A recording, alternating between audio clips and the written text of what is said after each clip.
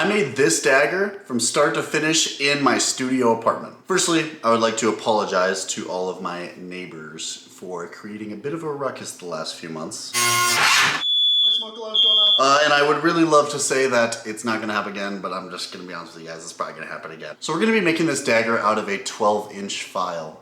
The reason I chose a file is because it's already somewhat in the shape of a dagger. There wasn't a lot of cutting I needed to do to it, and it's really good steel. Files are made out of high carbon steel, but to start, the steel was already hardened, so the first thing we had to do was to heat it up to anneal that steel and make it softer again so that we can start filing on it with another file. So to do so, I put in the oven at the highest temperature my oven goes to, which is about 500 degrees. And then I put it on the stovetop and just cranked it to high heat and hoped that I got it hot enough that it was gonna fix this issue. Once we got that done, I did start to do a rough sketch on what I wanted this to look like. However, I basically changed everything from what this initial drawing was, so it's not really all that relevant, but it's there. I then took that outline and traced it onto the dagger and started to cut it out. You can use a hacksaw for this. I do have a Dremel, so I decided to use that for part of this project, and I just used a cutoff wheel here. It actually wasn't horribly loud. I wasn't even all that concerned about a noise complaint. I was more concerned about the sparks that were flying around my apartment, but luckily nothing caught on fire, at least yet. At least so far into the project. We're pretty early in. But I got that rough outline cut out with the Dremel, and then after that I went back with a set of files to just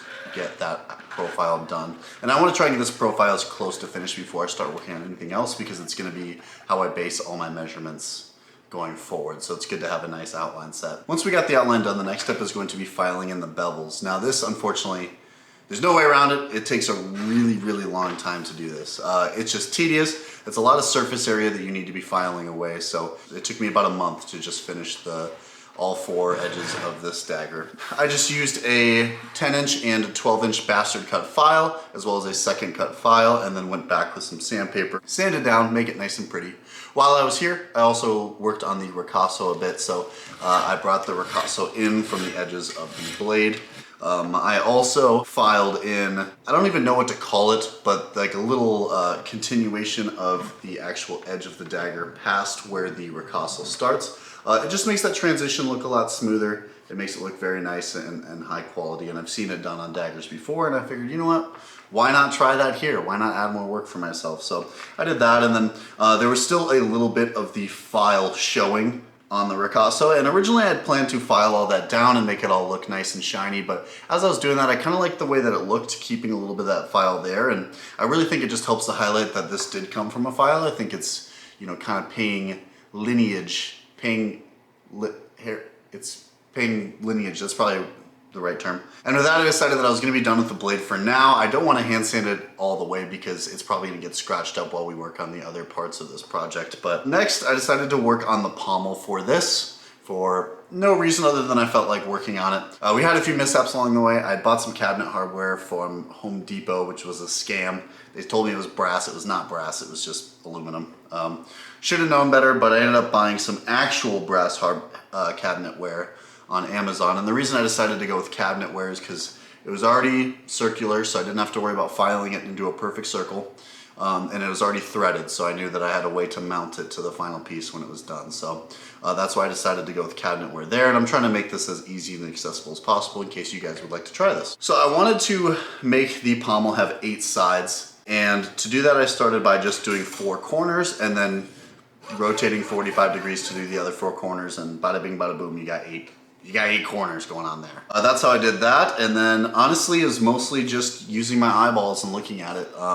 I didn't use a lot of measuring tools. I just had a little ruler that I used throughout this whole process, so it was mostly just eyeballing it until I couldn't notice any flaws anymore and called it good there. But once I got that file to shape, I had a lot of people tell me it looks like a butt plug, so I decided to cut off the end there to hopefully give it a little less of a butt plug feature to it. So at least for this project, who knows what kind of projects I'll get into in the future. Once I was done with that, it was time to move on to the guard. Now, of course, nothing can just go smoothly for me because why would it? So the first time I started working on this, considering that I had never done any of this before and was just freeballing it, of course I didn't plan it out at all and ended up cutting this guard way too skinny and ended up snapping off. So I ended up having to buy more flat bar brass to use for this, but the second time around, I also messed up again. So turns out I suck at this and I should just give up. But I didn't give up. And on the third attempt, I finally got it looking the way I wanted to. And let me explain my process for this, in case you do want to try this. You don't have to do 3 attempts. First thing I did was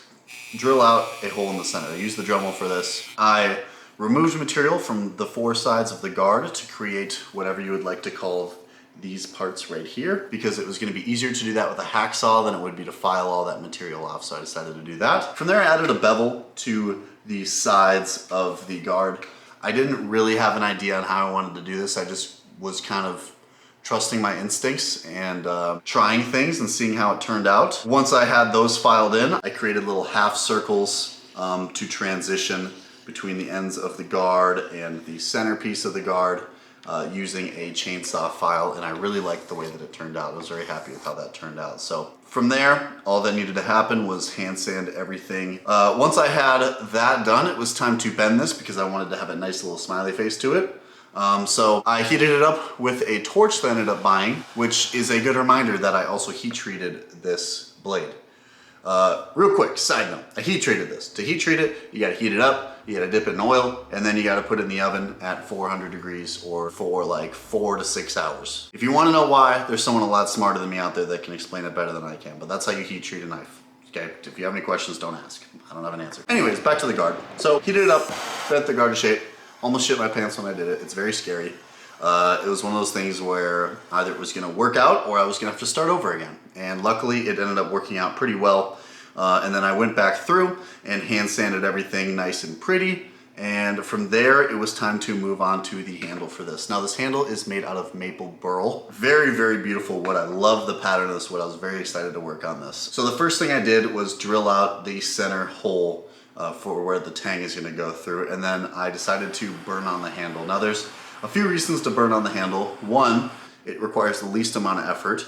And 2, it is one of the snuggest fits that you can get in terms of getting a handle onto a tang. So I went out to the parking lot of my apartment complex to scare the shit out of all of my neighbors and burned the handle on this dagger. And it actually went really well. Once I had that burned on though, it was time to kind of do a similar process to what I did for the pommel and just work down all the corners of this piece until it was pretty much spherical. I got the handle hand sanded up to about 1,000 grit, and I thought, you know what I need right now after 5 months working on this project?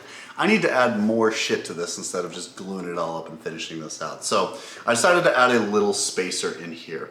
I had been looking at some daggers online and noticed that some of them had a little spacer, and I felt like the transition between the guard and the handle would look a little bit prettier if there was another piece of brass down here to just kind of, I don't know, ease the tension of the eyeballs, if you get what I'm saying. Luckily, I already had a piece of brass that was fitted to the tang from the several attempts of the guard that I messed up and just filed away at it until it was ovular in shape. And we had a little spacer for the dagger. And honestly, from there, it was just finishing everything out. So hand sanding the blade up to 2,000 grit, hand sanding the guard, spacer, and pommel up to 1,500 grit. I decided not to go much shinier than that because I kind of like the way that it looks at that grit.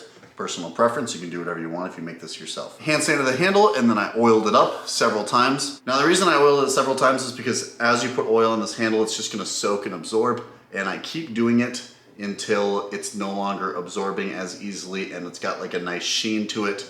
Makes it have a nice glossy finish, as well as it can help extend the life of the wood, I believe. I totally made that up. So don't listen to me on that. You can Google it, but it seems pretty smart, so it's probably right. But then I glued everything up with some 24-hour epoxy, and from there all that was left was to sharpen this bad boy. So I got a whetstone, sharpened it up, and I made a frickin' dagger in my apartment. And not only that, and I'm not one to brag, but this is probably the best knife I've ever made in my whole life. And that's coming from a guy that's been blacksmithing since he was 10 years old. I've been featured on the television Forged in Fire. This is the best thing I've ever made. And I think there's a few reasons for that. I think the main reason is that hand tools require you to slow down a lot. I've had the privilege of using some very, very good tools, and while they do make the process more efficient, they also make it easier to mess up. I felt like I was able to add a lot of detail to this piece that I haven't been able to do to knives in the past, and I think it's a good lesson that just because something's more efficient does not mean that it's necessarily better. The other reason I feel like this turned out really well is because I really wanted to make a point that anybody can do this. Anybody. You can do, well, I mean, if you don't have any arms, it's probably gonna be kind of difficult to do this. But if you get really good with your feet, you can definitely do this. Literally anybody can do this. I did this in my 600 square foot studio apartment using a 2 foot by 2 foot square foot area on my desk. And so really there's no excuse. There's genuinely no excuse to not start this if this is something you're interested in. And not only can you make knives anywhere, you can make a very high quality product. And with that, I introduce to you the apartment dagger.